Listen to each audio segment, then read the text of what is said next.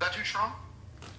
You have to consider, like, you have to believe it will work, but take into consideration the consequences if it doesn't.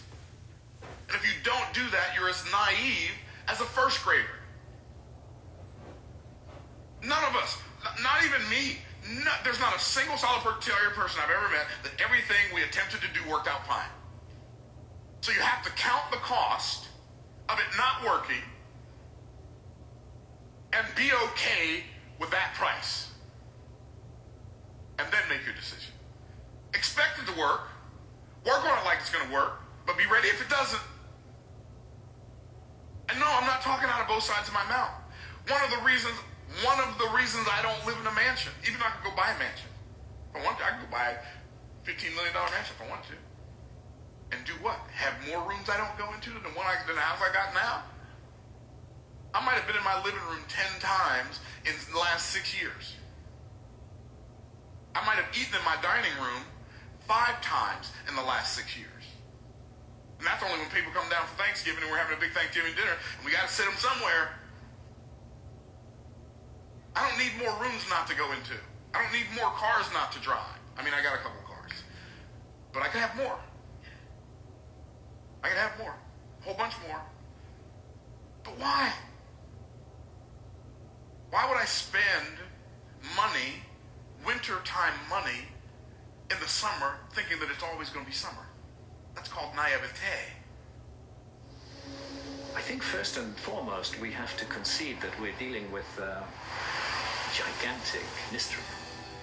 When I was working, I felt like something was not right. What happened after she signed it? I had a house and a good job and was making money, and I was having full-blown anxiety and panic attacks, and I didn't understand what was happening. How many y'all tracking? So you gotta think positive when things are negative. See, when things are here's what most people do. They think negative when things are positive. I mean, they think negative when things are positive. They think negative when things are negative and positive when things are positive. You gotta flip the script.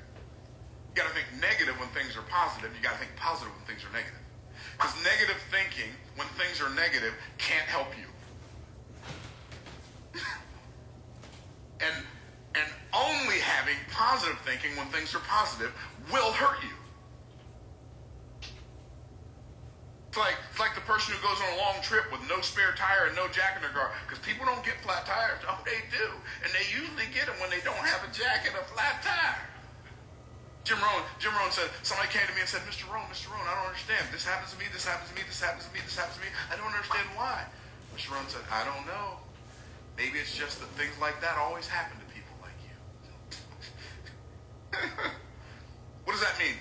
That means things that people aren't prepared for happen to people who don't prepare. I wish I had some help in here. But here's some money thoughts that will cause you to think it real broke. Thinking that money is evil. Or a lot of people think money is evil. Well, money's the root of all evil. You know where you got that from? It's in the Bible. No, it's definitely not in the Bible. The Bible says the love of money is the root of all evil. And when it says the love of money is the root, it does not mean the love of money is the root of every single solitary evil in the world. It means that the love of money is the root of all kinds, all types, all manner of evil. It doesn't mean every evil in the world exists because of money. It means people will do all kinds of evil things because they love money. That's what the love of money is the root of all evil means. I know, I've studied it. I didn't just listen to somebody say it and walk around parroting it like I'm a parrot. Thinking that money is evil. I know, Myron, money's not inherently evil. It's inherently neutral. It just makes you more of what you already are. No, it's not inherently neutral either. It's inherent. Like wealth is inherently good. How do I know? Because God said there's gold in that land, and the gold of that land is good. Scripture says the blessing of the Lord, it maketh rich, and he addeth no sorrow with it. How can God giving you something that's evil be a blessing? Just use your brain. Look, no, you don't have to. We don't want you to make it sweat, but use it to love. Thinking that all rich people are dishonest. So fascinating. I'll do a video. I like the video. Our most watched video is why evil people are rich. And so many people read that according to their scotoma. You know what a scotoma is, right? It's a blind spot. So they'll read it with their blind spot, and they'll say, it says, why evil people are rich. They'll say, rich people are evil because they're dishonest. The title of the video is not why rich people are evil. It's why evil people are rich. Those two sentences don't mean the same thing. You do understand that, right? They don't mean the same thing. They mean two very different things. That means evil people are rich. What does that mean? There are some people who are evil who are rich. Now, if I said why rich people are evil, that would mean all rich people are evil. That's not true. I know a lot of rich people who are not evil. Present company not excluded. Are y'all tracking? So thinking that money is evil, thinking that all rich people are dishonest. Well, the only way people get rich is by being dishonest and stealing stuff. That is as dumb as a box of rocks. The best way to create wealth is to create value for other people that they value more than the money they have to pay for the thing you created for them. There's no dishonesty in that. Why? Because everybody wins.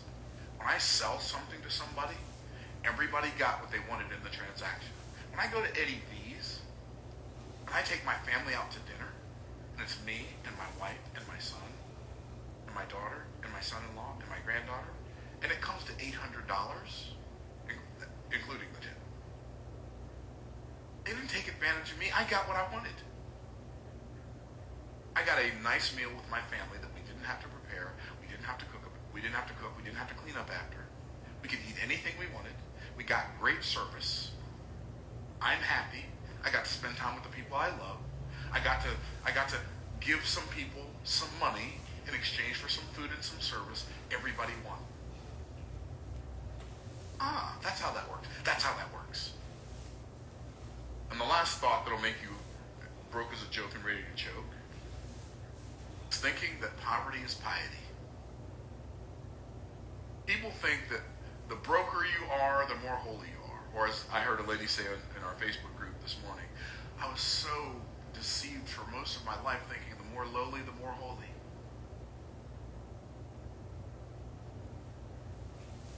Guys, poverty does not equal piety. In fact,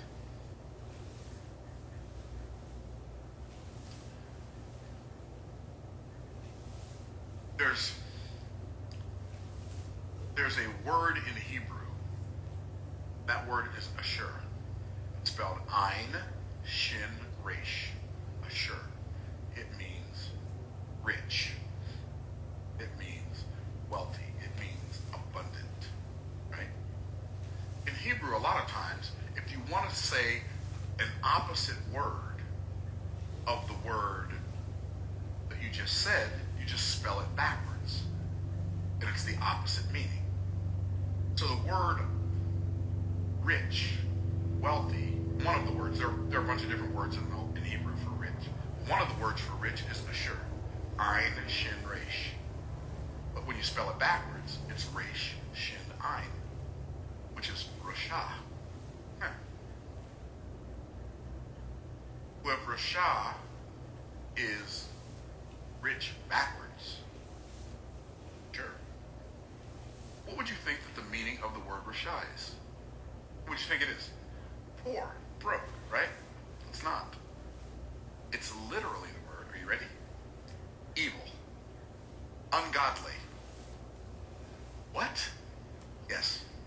Now, am I saying that people who are poor are ungodly? No, that's not what I'm saying. I'm saying I'm saying if you do evil as a society, and we've seen this, societies that have been historically evil are also historically broke. That's an interesting observation. But I think it also shows that when you do the opposite of the things that can make you rich, those things can make you broke. Like what? Like lying, like stealing, like cheating, like defrauding.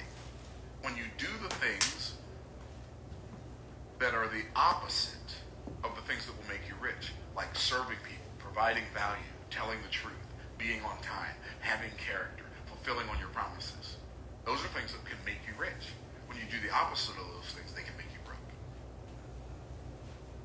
So let's be the kind of people that don't think and go broke because we neglect to intentionally think and grow rich, think and get better, and think and grow smarter, and think and grow healthier, and think and grow better relationships. Let's become the kind of people who are intentional so our life gets better. Because improvement requires intention. Entropy, anything left to itself tends to move more and more towards disorder. Entropy only requires neglect.